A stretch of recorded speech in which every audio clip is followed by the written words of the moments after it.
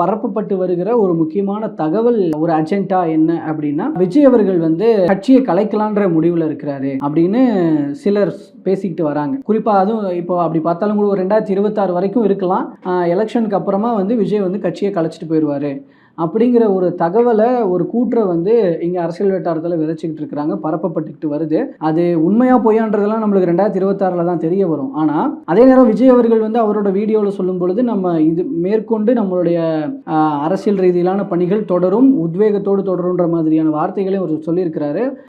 ஒரு பக்கம் அப்படி இருக்கும்போது இன்னொரு பக்கம் இந்த மாதிரியான தகவல்களை வச்சுட்டு வராங்க. ஆனா அவருடைய செயல்பாடுகள், அதாவது அந்த செல்ஃப் அனலைஸ் பண்ணிக்கிறதாக இருக்கட்டும், கட்சியில் அடுத்ததாக என்ன பண்ணணுன்ற, அதாவது இந்த முதற்கட்ட நிர்வாகிகளை டிசைட் பண்ணணுன்ற அந்த ப்ராசஸ்ல இறங்கி இருக்கிறதாக இருக்கட்டும், இது எல்லாமே வந்து அந்த கூற்றுக்கு ஆப்போசிட்டா தான் இருக்கு. ஏன்னா கட்சியை கலைச்சிட்டு போறவரு அடுத்தடுத்த இந்த மாதிரியான ப்ராசஸ்ல இறங்குவாரான்னு ஒரு டவுட் இருக்கு. ஆனா மோரோவர் 2026 சுச்சுவேஷன், தேர்தல் வரும்பொழுது வர்ற வரைக்கும் இன்னும் அதுக்கான காலங்கள் இருக்கு. அது அந்த சில மாதங்கள்ல இன்னும் சில நெருக்கடிகள் இருக்கும். அதை எப்படி விஜய் ஃபேஸ் பண்ண போறாரு, ஒருவேளை அதற்கப்புறம் வந்து கட்சியை கலைச்சிட்டு போகணுன்ற முடிவுக்கு அவர் தள்ளப்படுவாரா அப்படிங்கிறதெல்லாம் வந்து மீதம் இருக்கிற இன்னொரு 6-7 மாதங்களுக்கு அப்புறம் வர்ற தேர்தல் முடிவுகள், அதை தொடர்ந்து என்ன நடக்க போகுது, அவருக்கான வெற்றிகள் எந்த அளவுக்கு கிடைக்க போகுதுன்றதை பொறுத்து இருக்கும் அப்படின்னு நம்ம எடுத்துக்கலாம். அதனால அவர் கட்சியை கலைச்சிட்டு போவாருன்ற முன் முடிவுக்கெல்லாம் வர வேண்டாம் அப்படின்னு என்னுடைய கருத்தாக நான் பார்க்கிறேன்.